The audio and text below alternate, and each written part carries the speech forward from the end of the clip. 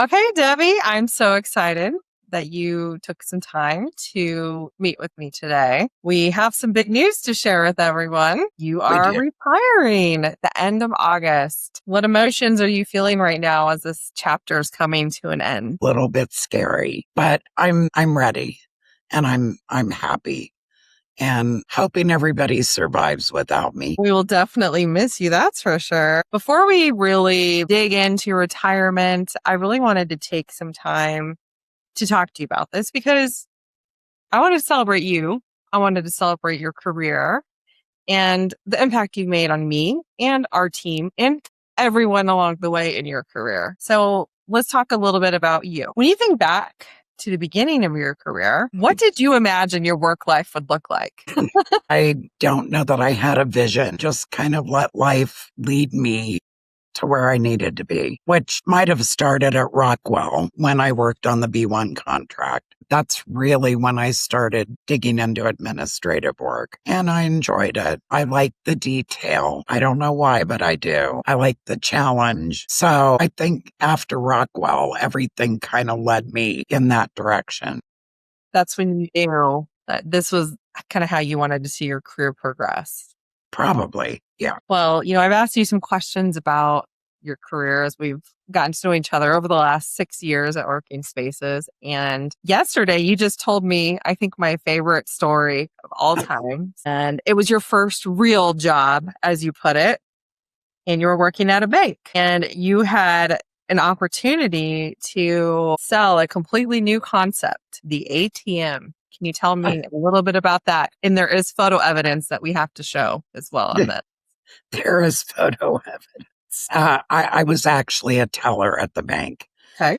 They selected me to go on this van that had an ATM built in the side of it. And we would drive around town to places like, grocery store, a shopping center. I don't even know if we had malls back then. Yeah. And we would teach people how to use the ATM. Because brand new. There's the photo evidence. And that was a uniform, by the way. I didn't dress like that normally. Well, you were playing the part for sure. Like, it reminds me a little bit of Vanna White selling. Yes. Oh, very Vanna White. Yeah. Did you realize at that time that you were helping introduce technology that would completely change everything? No. And honestly, how often do we even use ATMs anymore? Now we've gone even further. So, Everything's even digitized more. yeah, that just shows how old I am. Oh, another one of my favorite stories about you is the fact that you're an entrepreneur as well. You created your own business that I think was probably ahead of its time because nowadays there are very successful businesses doing this, but you probably had the first one. Do you want to tell us a little bit about your company you created to support women in fashion? We were at the tail end of the B1 bomber program and lots of people were getting laid off. I had wanted to kind of branch out and do my own thing. So I had this concept of running formal wear. And Vicky, honestly, the name made me want to do it more than the concept. Yes, I love the name of it. Yes, I called it One Night Stand, and it was running formal wear and jewelry and accessories, everything they needed. And it was fun while it lasted, but I was in a very small beach town and it was a wealthier crowd and they all kind of wanted to do business there. Yeah. But they went to the same events. So if Brenda rented a dress in July and Denise rented the dress again in November, it wasn't a good look in a small town. Yeah. So I didn't get a ton of business. Had a huge limousine pulled up one day and it turned out to be an escort service. They had discovered me. So we did business for a while. It was a good learning experience for me. What did it teach you about client experience, service, hospitality, problem solving? I was very accommodating. If they wanted something and I didn't have it, I would go get it. I lived close to downtown LA. The garment district is there. It was very easy for me to get downtown and get what I needed. But I think the biggest lesson was I should have done more homework in the beginning. On Location was a beautiful little beach town, but it was a beautiful little beach town that just, I couldn't get the business that I needed to survive. And that was fine. I went on my way and did other things. With everything in your career journey, what led you to Working Spaces? Fellow Working Spaces employee. Yeah. Who I had worked with at my previous job and was still at that job myself. He had moved over here and he called and asked if I was interested. They were looking for a project coordinator. And I said, oh, no. I mean, I've been here almost 20 years. I'm not going to leave this job now. I built up vacation and everything else, So we just kind of left it at that. But and that was in October of 2019, January of 2020. I emailed him and I said, hey, did you ever fill that position? And I said, I might be interested. I had done a little homework online, loved the look of Working Spaces. Marcy and Nancy were very intriguing to me as female business owners. It was 5 minutes from my home, as you well know. And that was very enticing. So I went and interviewed and I asked them in the interview, they seemed happy. And I said, why do you want to hire me? At my age, I'm 64 years old. And they were like, we don't care how old you are. We need your experience. And we want somebody with that experience to come in and help the younger people coming into the business. It's experience that we're eventually going to lose. So if you can teach it while you're here, great. And I said, well, I might only work a couple more years. It's fine. So here you are 6 years later. Well, so made it more than a couple. 6.5 years later. The best part of it was I made this huge leap from a job that I had been at almost 20 years to a brand new job with product I'd never dealt with. And 3 weeks after I started, COVID. Oh, yeah. And everybody got sent home. And I'm sitting at home looking at this little laptop and I'm thinking, oh my God, they're going to fire me. They're going to have to get rid of me. Because I'm the newest person and nobody knows. I don't know what I'm supposed to be doing. So we were home for several months and it was really nerve-wracking, but we got through it and moved on and got back in the office. And here I am. Here you are 6 years later. And then you and I started working together probably in June of 2021, I think. Yeah. 45. Yeah. So we've had about a little over 4 years together. And I've truly enjoyed working with you. And you were talking about wanting to teach people. I think you have done an amazing job of that, working with other project coordinators, helping other designers, helping other leaders, myself, become better at what I'm doing and really challenging processes and why we do things. And a lot has changed in 4 years. And I'm wondering, what do you think you helped influence the most at Working Spaces? What are you the most proud to have helped shape? Well, I think details of the PC process, I think we implemented a few things that I might have suggested. All of which maybe you wished you hadn't? Well, one did. Yeah, I said, I know this is going to create a lot more work for me, and I don't know why I'm saying it, but I feel I owe it to you. And here we are now, and it's very successful.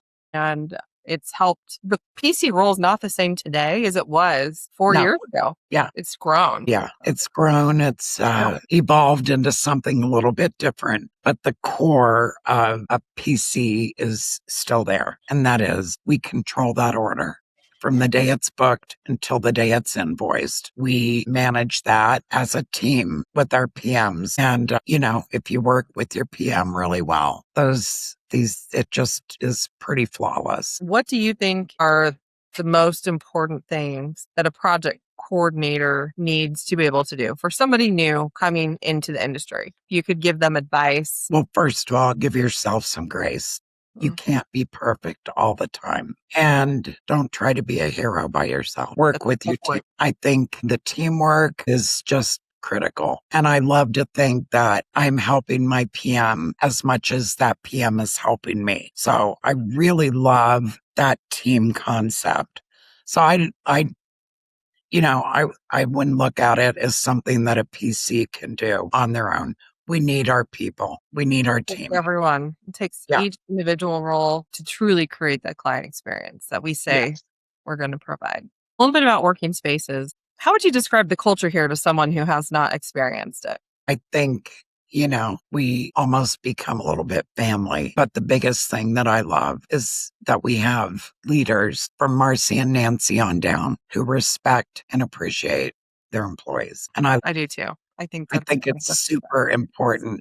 When you respect and appreciate your employees, it makes them want to do more for you. I yeah. mean, they're going to step outside of their box and they're going to do what it takes to get the job done because you respect and appreciate and trust them. And I've always felt that here, and especially from you, Vicky, which and I just loved working with you. It's been a great journey so far. We got Yeah. some time left. That's Some time left. Is there a particular moment with your time at Working Spaces that you'll always carry with you? maybe not the kind of moments you would want me to. I could tell the story about the time that you were in town and needed some shoes. And I had offered to take you to get them. I came in the next morning and said, "Do you want me to take you to get shoes?" "Oh, no, I already got some shoes." I said, "Oh, what'd you get?" "I just got some old lady shoes." And I held my foot up and said, "I'm just like mine." And then we're wearing matching shoes. Yeah. That was a And your good head one. just went down. I think my favorite part of that was when you then pranked the whole project coordinator team about the shoe situation. Told him I was quitting. Yeah. Well, and you would think that these people would learn. I love April Fools. And I love playing jokes on people. This year, April Fools was on a Wednesday.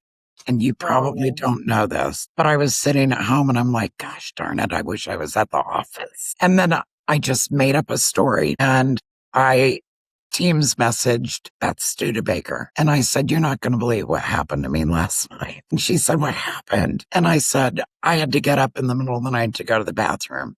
And I'm walking to the bathroom and one of my feet felt weird. And I looked down and all my toenails had fallen off. And she's like, "Oh my God." And I said, "Beth," I went back and looked in the sheets and they were in my bed. So I went to urgent care. Well, what did urgent care say? "They don't know what's wrong. They told me I have to book an appointment with my primary." She said, "Did you?" I said, "Yes, I've got an appointment booked." But so strange. And she's totally buying this hook, line, and sinker. So I'm crying. Then I'm like, okay, who else can I get? Then I message Carrie and she falls for it. And I'm so like, my God, I can't believe they're buying this story. That my toenails fell off overnight. Then I messaged Kara and she fell for it too. Everybody fell for it. Oh, goodness. It was just so much fun. And I'm sitting at home crying. So Chloe already knows, watch out. Because when I leave, it doesn't mean the April Fool's pranks are over. You make them better at that point. You'll have more time to execute them. That's great. I'm wondering, as you retire, what are you looking the most forward to? Not having to rush out of the house in the morning. That's the God's truth. I just don't move as fast as I used to. And I really love mornings. And I told somebody the other day, a year ago, I was going to retire. And you didn't. Then I didn't. But I was thinking a year ago, what am I going to do? Am I going to go home and watch birds and squirrels and bunnies all day?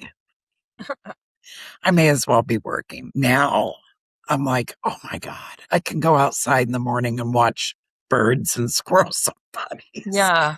Well, and I'm you looking spent forward to a it. good amount of time getting your backyard oasis ready Yeah. for you to be able to do that. So what is your favorite project you've done in your backyard?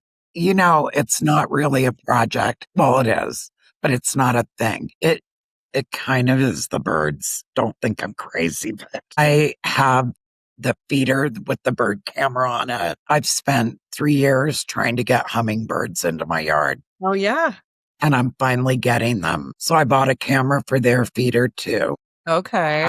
I've got fountains, which, the weather right now is terrible and the birds are loving the fountains. But all those things take some commitment. And I'm sure it'll be a bigger commitment once I retire Yeah. because I really love it. I have squirrels living in my tree. I Have have you named them yet? Have I what? Have you named your friends, your furry friends? Not the squirrels, but I did name my hummingbird. And I named my little owl that I got last year. Owl Chino. Yeah. I love that. I love just always messing around with that. I'll probably do a lot of work inside too, in my house, Yeah. painting, making things look different, moving furniture, stuff like that. Keeping that creative side of you flowing that you clearly have. What final message would you want to share with the Working Spaces team? To be kind to yourself and be kind to others. Good message. We all can do more of that to ourselves for sure.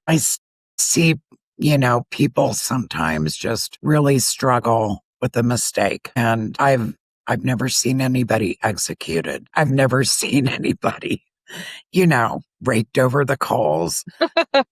Things happen. We learn from it and we move on. And so, there are some people that just strive for perfection. And I do as well. I'm not going to lie. I hate making a mistake. Yeah. But I've learned not to be so hard on myself. And I would love to see that with everyone here. Don't be hard on yourself. Don't try to do it alone. Stick with your team and you'll be okay. Teamwork for the win. Yeah. Love that. I just want to say thank you for being committed to your team, to Working Spaces, for the care you've shown everybody, for the wisdom you've shared, and for the ownership that you brought to your role into Working Spaces. Over the last 6 years and 4 months, you've always advocated for Working Spaces and you've advocated for other people also. So I think that's really important. You're always willing to say what needs to be said. That's your legacy to me. Thank you for mentoring me, for challenging me, and helping me be a better leader. You're definitely going to impact me long after the day you're gone. And I feel very fortunate to have had the opportunity to work with you in the time that I did. But I'm so excited for you as you begin your next chapter. Thank you, Vicki. Welcome. I appreciate that.